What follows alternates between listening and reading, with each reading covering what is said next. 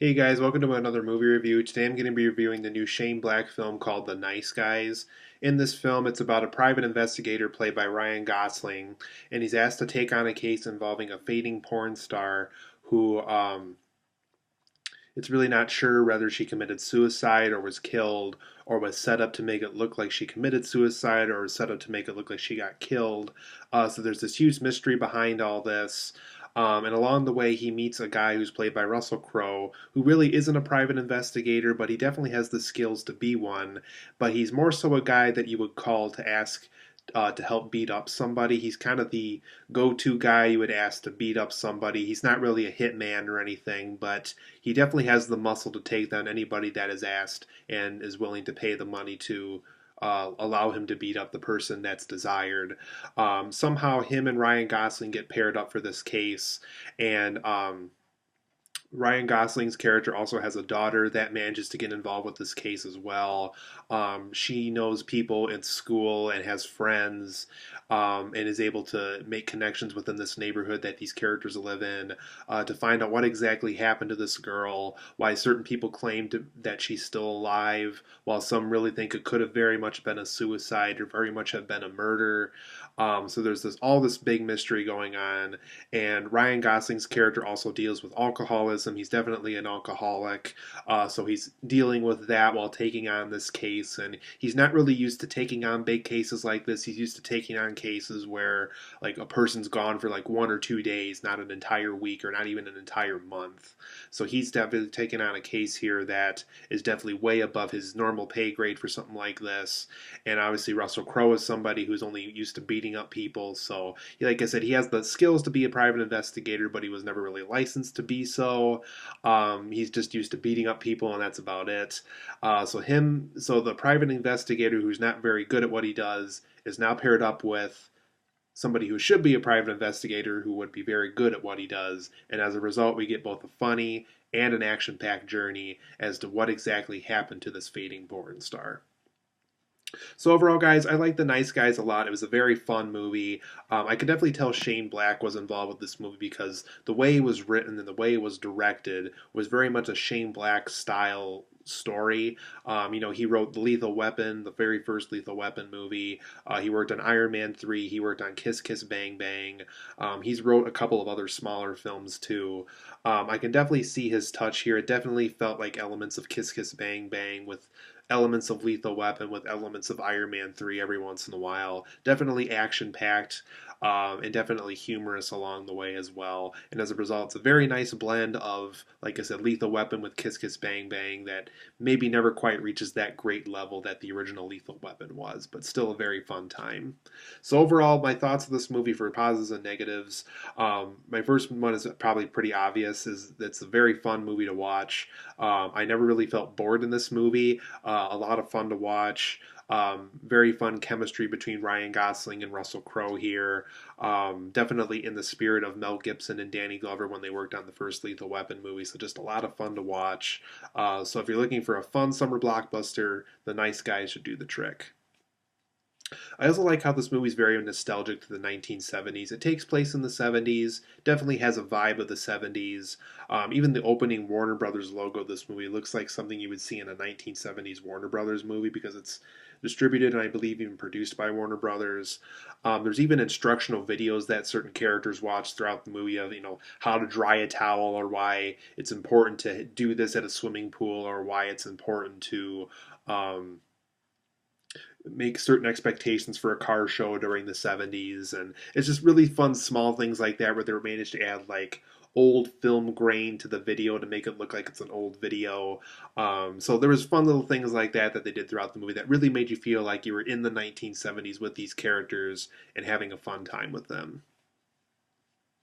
And once again, Russell Crowe's performance and Ryan Gosling's performances are very good here. Very good characters too. They definitely Shane Black did a good job with writing and directing how exactly these characters were going to come to life. Russell Crowe has a tragic past.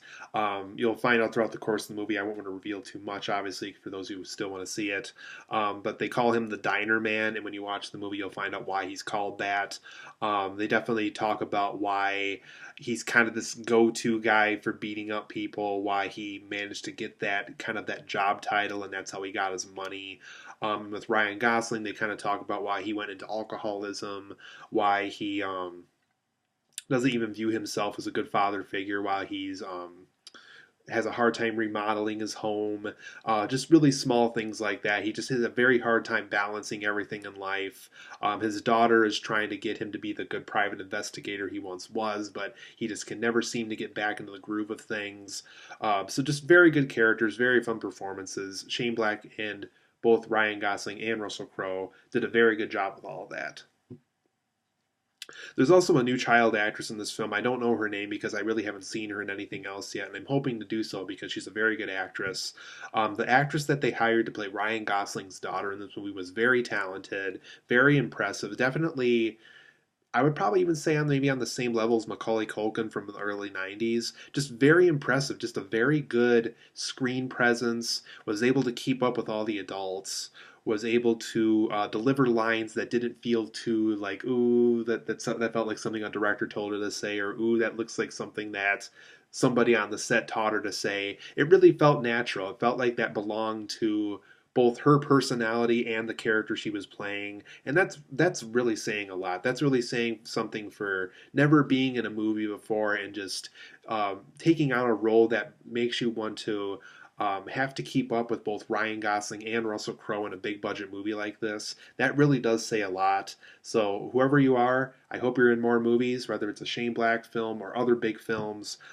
Please hire this young lady again. She's a very good actress, and I was very impressed with her performance in this movie.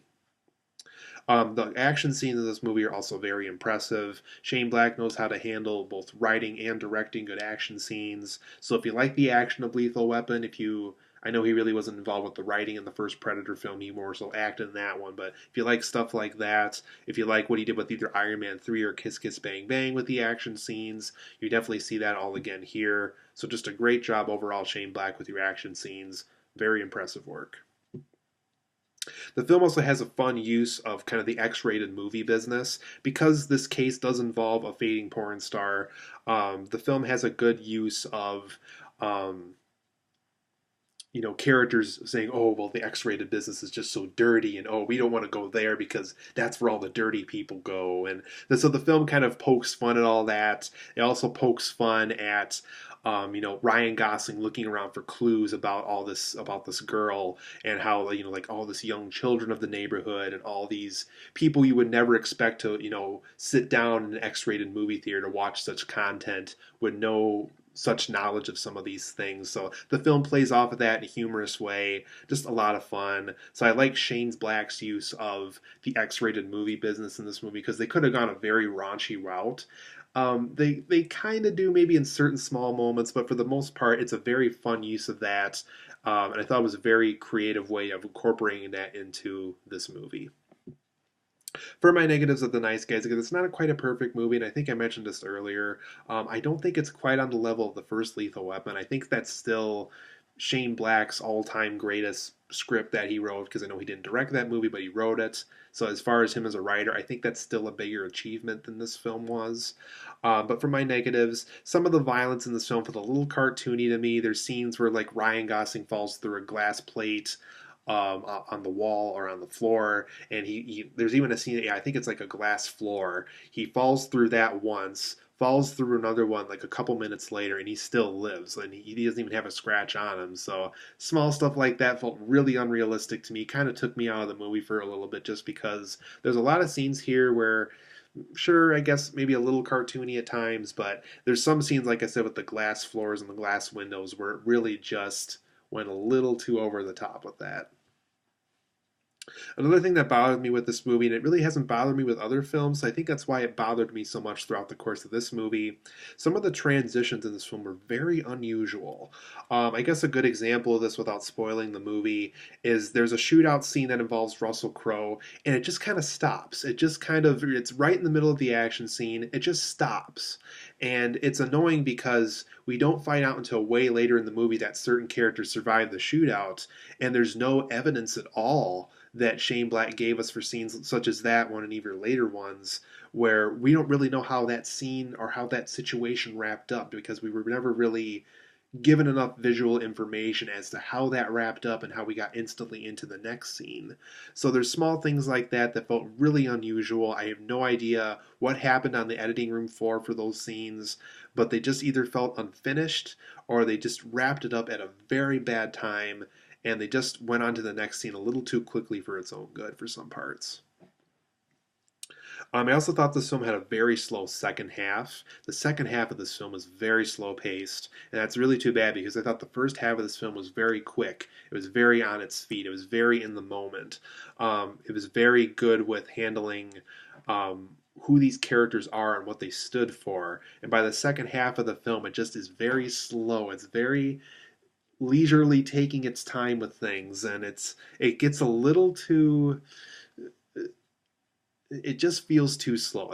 I guess that's the best way to say it. Some scenes just feel a little too slow here. So, very slow second half for me. I felt that the second half's of the story's pacing felt way off compared to the first half. So I wish Shane Black could have picked up the pace here because he managed to make an hour and 50 minutes feel like 2.5 hours, and that's not a good thing. Another negative of this movie was I thought some of the comedic moments had a lower impact than they should have. With movies like this, kind of like these Lethal Weapon styled movies, every comedic moment should hit. Every comedic moment should work. Every comedic moment should be memorable. It should be really funny. It should be laugh out loud, hurting your gut funny kind of moments. There's just some scenes here where it felt very B-list with its humor. It felt very like it was the second choice they had for that scene. It didn't feel like, oh, the perfect, absolute funniest thing we could do here for the scene. It felt very, oh, let's not go with that. Let's go with this kind of. It felt like the second option they could have gone with for certain scenes. So very low impact in some comedic moments. It's still fun, but like I said, it felt very B-list, very second choice-ish, if that makes sense. Just certain comedic moments should feel more fun than how they turned out. So overall, I'm going to give The Nice Guys a 9 out of 10. It's a very fun movie. Like I said, it's a fun movie to watch. It has a nostalgic 70s vibe. Both Russell Crowe and Ryan Gosling are great in the movie. The child actress they hired to play Ryan Gosling's daughter was very good. Great action scenes, a great fun use of the X-rated movie business. But for my negatives, some cartoony violence, some unusual scene transitions, very slow second half to this movie, and the comedic moments had a lower impact than they wish they could have. And I think Shane Black could have worked on that more. But overall, 9 out of 10 for me. Very fun to watch. If you want to see another great Shane Black film, The Nice Guys is a very nice way to do that.